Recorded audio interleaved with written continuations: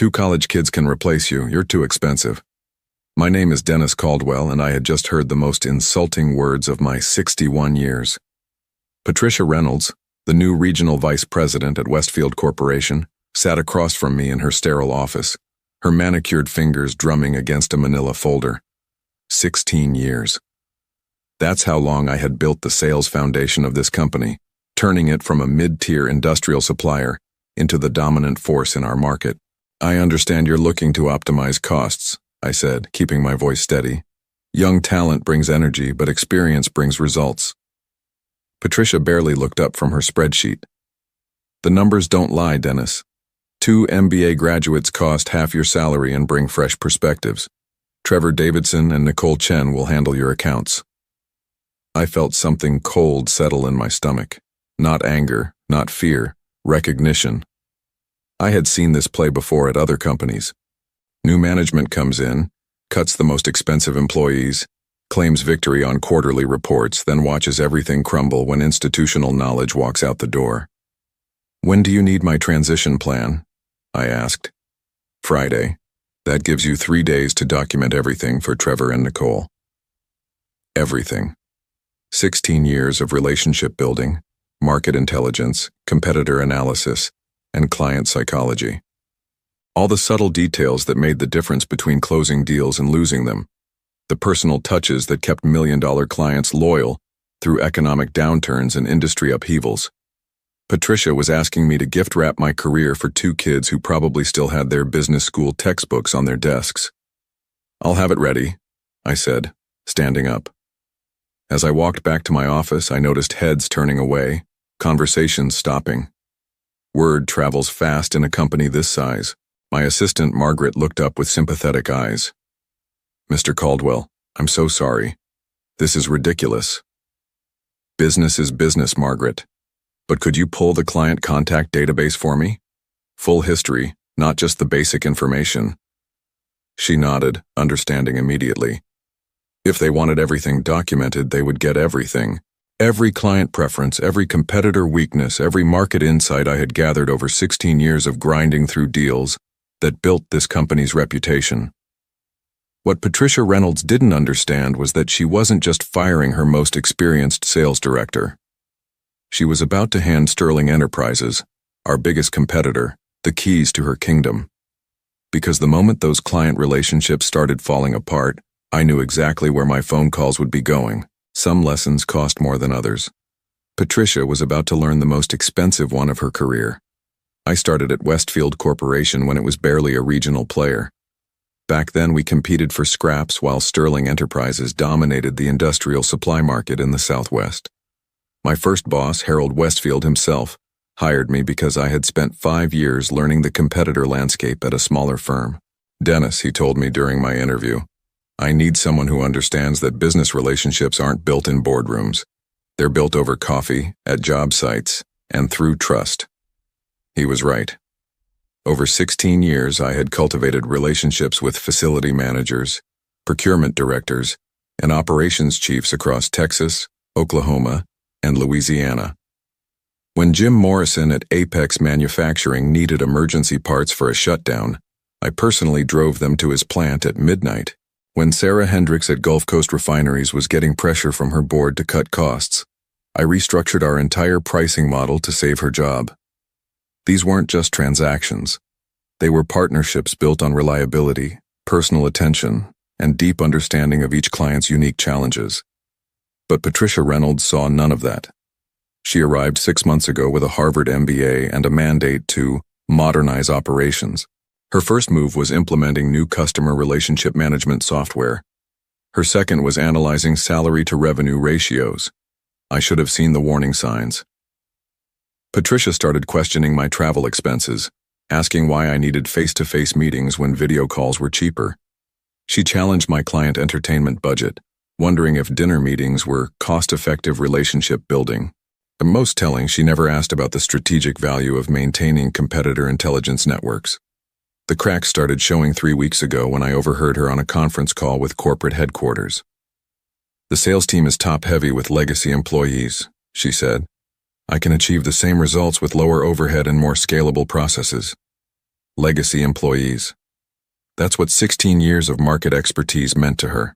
Last week, Trevor Davidson and Nicole Chen started shadowing me on client calls. Both seemed capable enough, asking intelligent questions about technical specifications and contract terms, but they missed the subtleties. When Frank Gutierrez at Southwest Drilling mentioned his daughter's graduation, they nodded politely and moved on.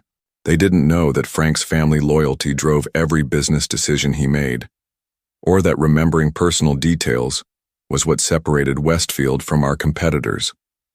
Yesterday, I found Patricia reviewing organizational charts with someone from Human Resources. My name was crossed out, replaced with Davidson Chen Team. The writing was on the wall, but Patricia had no idea what she was erasing. Every client relationship, every competitive insight, every market instinct I had developed was about to walk out her door. The question wasn't whether Westfield would struggle without me. The question was, which competitor would benefit most from their mistake?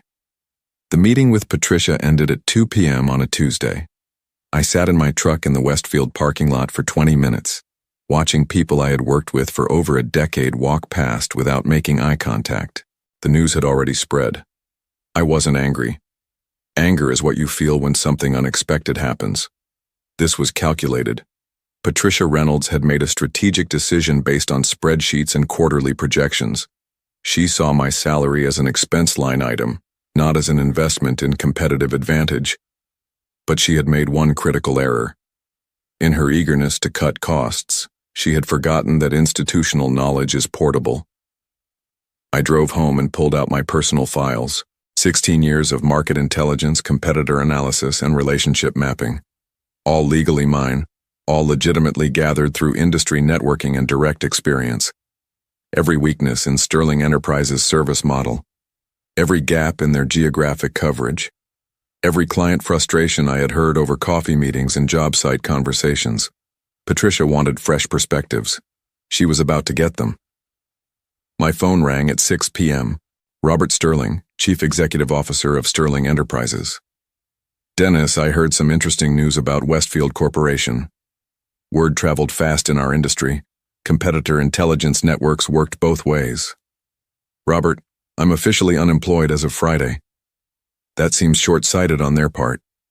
Would you be interested in discussing opportunities? I looked at the stack of files on my kitchen table. Client preferences, competitor vulnerabilities, market timing insights. 16 years of competitive advantage that Patricia Reynolds had just made available to the highest bidder. I might be available for the right opportunity. How about we meet for breakfast tomorrow? I have some ideas about expanding our market share in your territory. Your territory. Even Robert understood something Patricia missed. Geographic markets aren't just lines on a map. They're networks of relationships, trust, and institutional knowledge. When you fire someone who built those networks, you don't just lose an employee. You potentially arm your competition. After we hung up, I opened my laptop and started documenting everything Patricia had requested. Client contact information, account histories, competitive landscapes. But I also started a separate file, a detailed analysis of Westfield's operational weaknesses, pricing vulnerabilities, and strategic blind spots. Information that would be extremely valuable to a competitor looking to gain market share. Thursday morning, I would meet with Robert Sterling. By Thursday afternoon, Patricia Reynolds would discover that firing your most experienced sales director doesn't just save money. Sometimes it hands your biggest competitor the roadmap to destroy you. Some business lessons are expensive, others are catastrophic. Patricia was about to learn the difference. My final day at Westfield Corporation started with Trevor Davidson and Nicole Chen sitting in my office, notebooks open, eager to absorb 16 years of experience in one morning. Mr. Caldwell, Trevor said, we've reviewed your client files, but we need to understand your relationship management approach. I spent 2 hours walking them through account strategies, competitive positioning, and client psychology. Nicole took detailed notes while Trevor asked pointed questions about pricing models and contract negotiations. Both seemed genuinely interested in learning. One thing I need to emphasize, I told them, is that these relationships aren't transactional. Jim Morrison at Apex Manufacturing has been buying from us for 8 years Because we saved his plant during an emergency shutdown. Frank Gutierrez at Southwest Drilling stays loyal because we remember his daughter's college graduation. These details matter more than price points. Trevor nodded. We understand the importance of relationship building. But I could see in their eyes that they didn't really understand. To them, relationship building meant quarterly business reviews and annual client appreciation events. They had no concept of the invisible threads that connected trust, reliability, and long-term partnership. At 11 a.m., Patricia Reynolds stopped by my office. "How's the knowledge transfer going?" she asked. "Trevor and Nicole are quick learners. They'll do fine." Patricia smiled. "I know this transition is difficult, Dennis, but change is necessary for growth. Your approach worked for its time, but we need scalable processes that don't depend on individual relationships."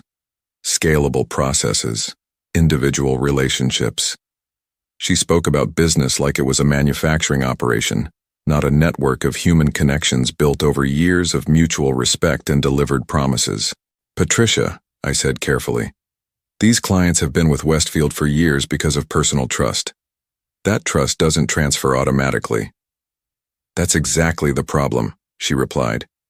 "We can't build a sustainable business model around personality-dependent relationships. Trevor and Nicole will develop systematic approaches that any qualified sales professional can execute." After she left, I realized Patricia Reynolds wasn't just cutting costs. She was deliberately dismantling the competitive advantages that made Westfield successful.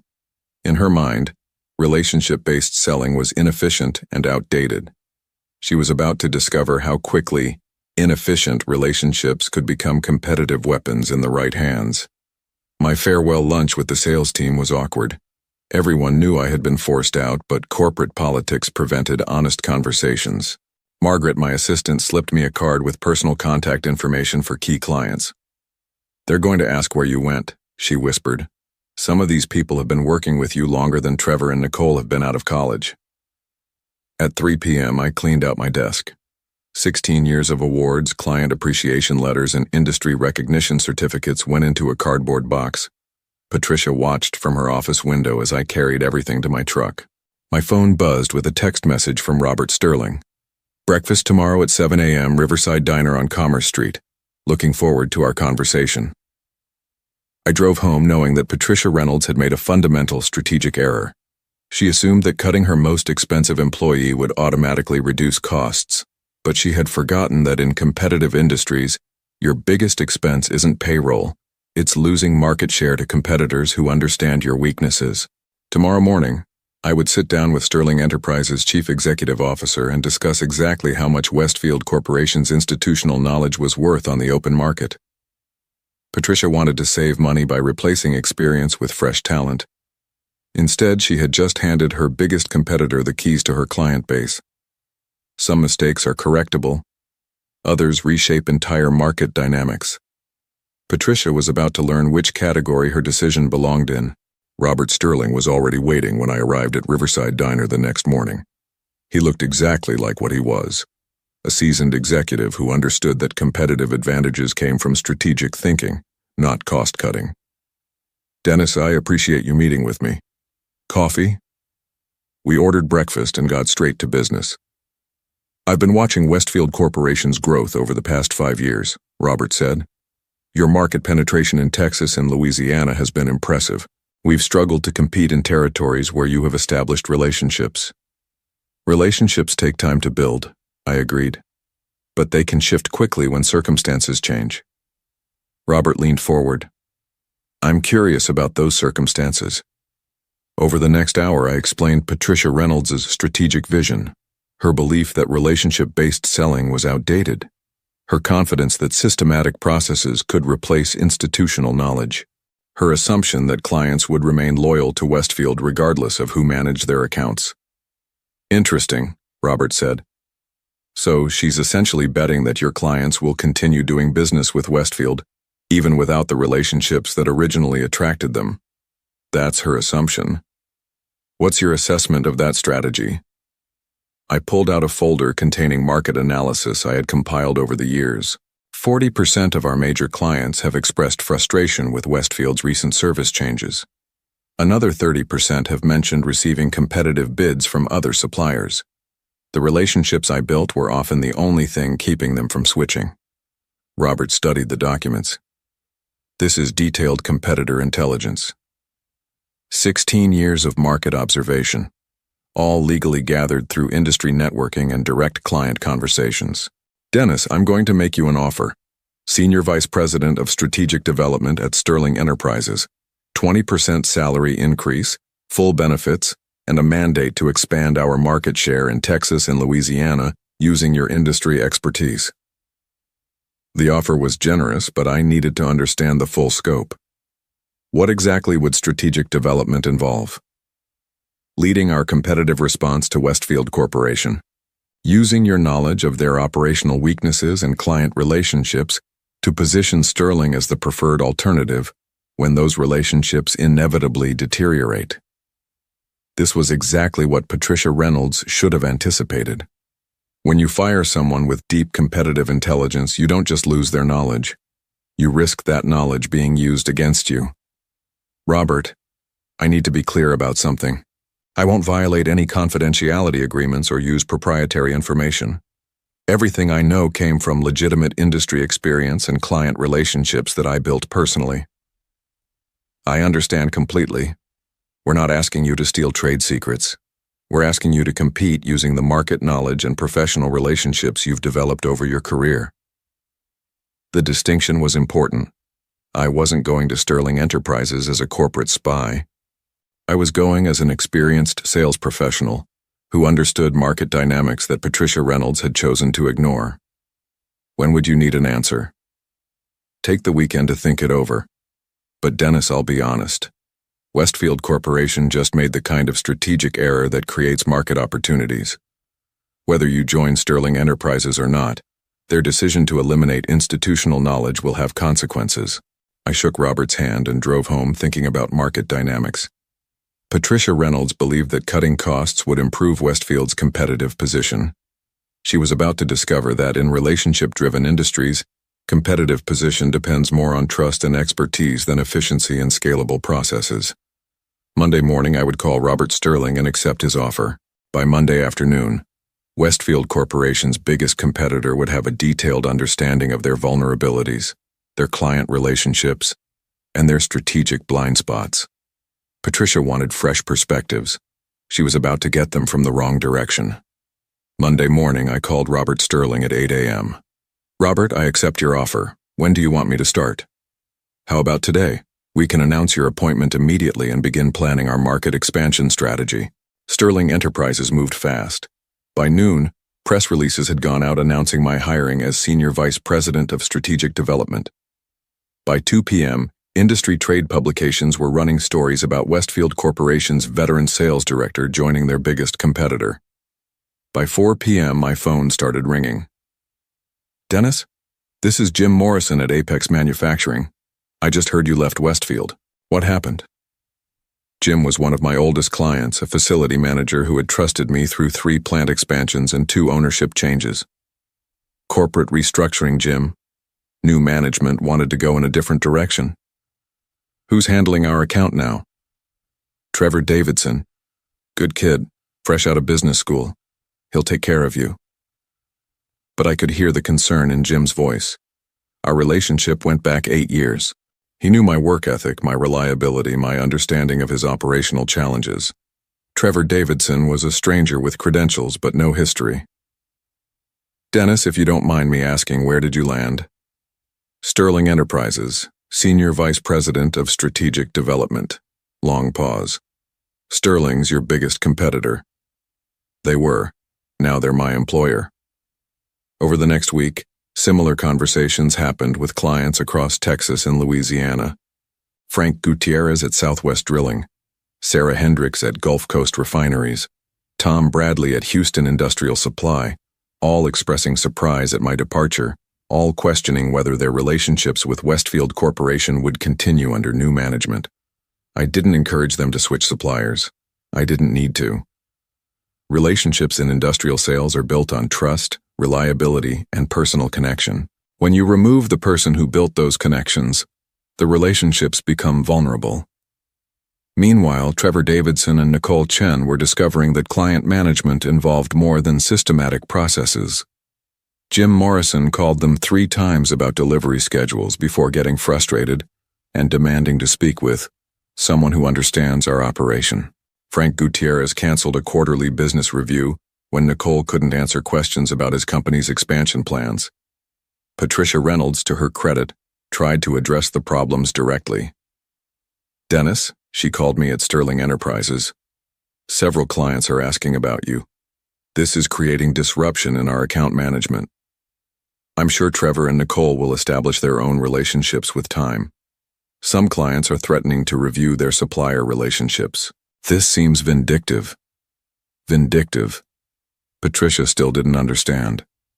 I wasn't encouraging clients to leave Westfield Corporation. I was simply no longer available to maintain the relationships that kept them loyal, despite competitive pressures. "Patricia, business relationships are personal. You decided that personal relationships were inefficient. Now you're discovering the cost of that decision. Are you actively recruiting our clients?" "I'm building Sterling Enterprises' market presence in territories where we see opportunity."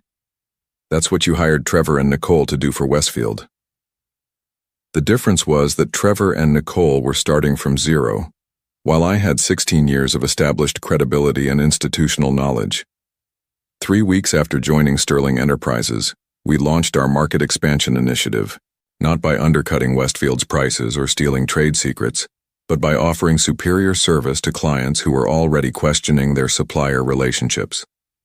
Patricia Reynolds had created the perfect conditions for competitive disruption. She eliminated institutional knowledge, disrupted client relationships, and handed detailed market intelligence to her biggest competitor. Some strategic mistakes create minor problems. Others reshape entire competitive landscapes. Patricia was about to learn the difference. 6 months after joining Sterling Enterprises, the market shift became undeniable. Jim Morrison at Apex Manufacturing was our first major client conversion, followed by Frank Gutierrez at Southwest Drilling. Sarah Hendricks at Gulf Coast Refineries switched after Trevor Davidson failed to resolve a critical delivery issue that I handled for Sterling within 24 hours. The turning point came during the annual Southwest Industrial Supply Conference in Dallas. Patricia Reynolds was there, representing Westfield Corporation at their premium booth location. I was there representing Sterling Enterprises, meeting with clients who had specifically requested our presence. Wednesday morning, I walked past Patricia's booth. She was alone, staring at foot traffic that mostly ignored Westfield's display. "Dennis," she called out. "Could we talk privately?" We found a quiet corner away from the conference floor. "You're systematically destroying our client base," she said. "I'm serving clients who chose to work with Sterling Enterprises. That's called competition. This is personal vendetta. You're using insider knowledge to steal our accounts." Patricia still didn't understand. "I'm using 16 years of industry experience to build relationships with clients who value expertise over efficiency. You chose to eliminate that expertise from Westfield Corporation. I chose to take it elsewhere." Her face went pale as the implications sank in.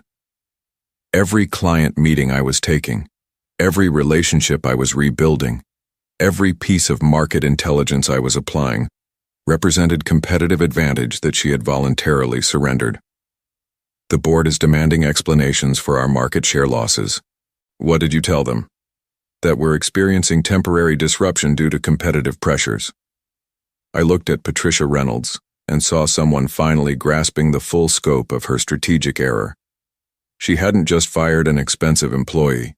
She had armed her biggest competitor with detailed knowledge of Westfield's vulnerabilities, client relationships, and operational blind spots. "Patricia, you told me that 2 college kids could replace me. How's that working out?" She didn't answer, but her expression said everything. 18 months later, I stood in Sterling Enterprises' new regional headquarters in Houston, built with profits from market share we had captured from Westfield Corporation. The ribbon-cutting ceremony was attended by clients who had followed me from my previous employer, industry partners who recognized our expanded capabilities, and competitors who now viewed Sterling as the dominant force in Southwest industrial supply. Patricia Reynolds was not in attendance. She had been demoted to regional manager 6 months earlier, when Westfield Corporation lost 40% of its market share to Sterling Enterprises. Her Harvard Business School case study on modernizing operations had become a cautionary tale about the strategic value of institutional knowledge. The business journals wrote extensively about Westfield's collapse, focusing on how poor personnel decisions can create competitive disadvantages. Patricia's name became synonymous with management short-sightedness, making her unemployable in any role requiring strategic thinking or competitive analysis. Robert Sterling approached me during the reception. "Dennis, this expansion exceeded our most optimistic projections. Westfield Corporation is considering selling their Southwest division." "Business is about relationships," I said. Patricia Reynolds forgot that fundamental truth. Later, driving home through Houston traffic, I reflected on the past year and a half. Patricia had been right about one thing. Change was necessary for growth. But she had misunderstood which changes would drive growth and which would destroy competitive advantage. Her attempt to replace experience with efficiency had backfired spectacularly, teaching an entire industry about the strategic value of institutional knowledge and relationship-based selling. Patricia Reynolds fired me because she believed 2 college kids could replace 16 years of market expertise. Instead, her decision became the foundation for Sterling Enterprises' market dominance and a Harvard Business School case study on strategic management failures that would bear her name forever. Sometimes the most elegant revenge is simply succeeding so thoroughly that your critics must face the consequences of their own poor judgment.